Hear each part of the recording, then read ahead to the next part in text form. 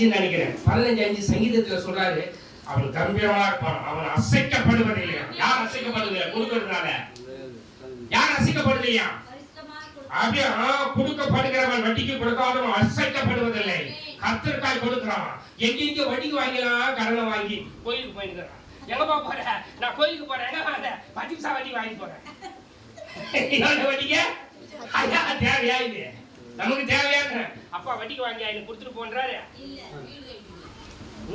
அப்படியாப்பட்ட தெய்வம் இல்லையா நம்ம தெய்வம்? வாசிங்க அந்த வசனத்தை. நல்லா கவனிச்சியா? உன் பணத்தை வட்டிக்கு கொடாமலும் குற்றமில்லாதவனுக்கு விரோதமாய் பரியாகம் வாங்காமலும் இருக்கிறான். கரங்களை காட்டுகிறான். என்றென்றைக்கு அசைக்கப்படுவதில்லை. என்றென்றைக்கு அசைக்கப்படுவதில்லை. அசைமாடுகிற ஆவியானவரும் வேற உங்களுக்குள்ள, உங்க ஜனங்களுக்குள்ள, உங்க பிள்ளைகளுக்குள்ள, குடும்பத்துக்குள்ள அசைவாடி ஆசீர்வாதத்தை கொண்டு வருவார் என்பதில் சந்தேகமே இல்லை. ஹல்லேலூயா, ஹல்லேலூயா. நல்லா கவனிங்க, நல்லா கவனிங்க.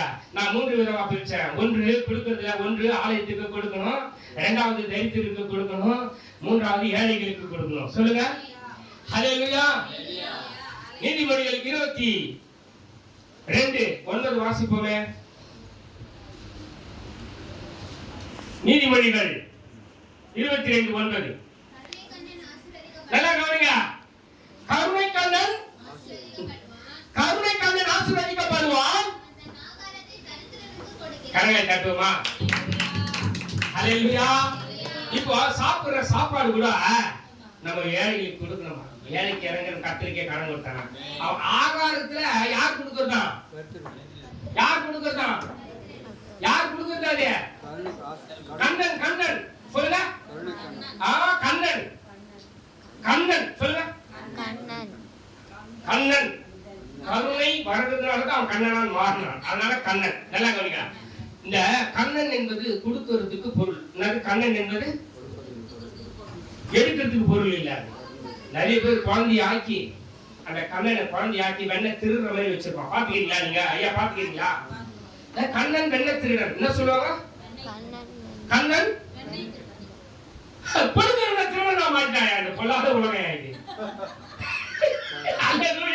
கொடுக்கிற கண்ணனை திருடனா மாத்திட்டான். பத்தியா? அவன் சொல்றது பாரு, எடுத்துதான் கொடுப்பான். ஐயா கொடுக்கிறவன் அவன். 22:9 என்னமா சொல்லுது? கருணை கண்ணன். சொல்லுங்க.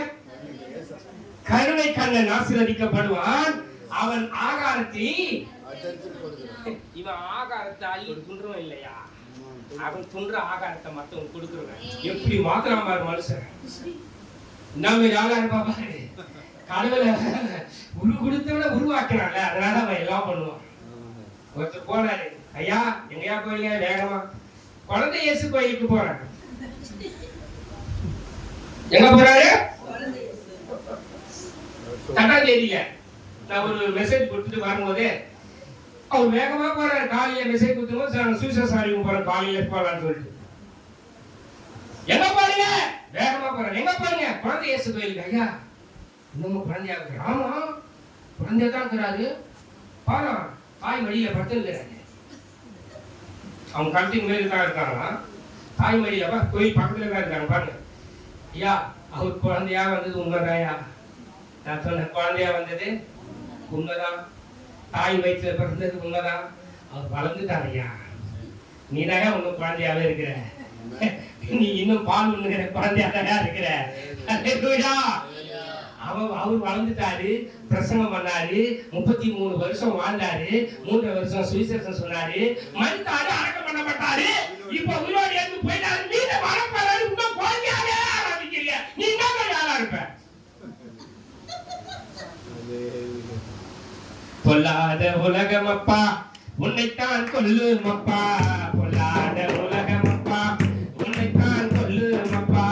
மனம் திருப்பி நீ வாப்பா. ஐயோ அப்பா உன்னை மகிமையில் சேர்ப்பாரு நேசப்பா. உன்னை மகிமையில் சேர்ப்பாரு நேசப்பா. போகட்டும். எனக்கு பிரியமானவர்களே, கொடுக்கிறது 3 விதமா பிரிச்சேன். ஒன்று ஆலயத்துக்கு கொடு. எப்படி கொடுக்கணுமா? ஆலயத்துல ஆண்டவர் கேட்கிறாரு, என் ஆலயத்தில் ஆகாரம் உண்டாயிருக்கும்.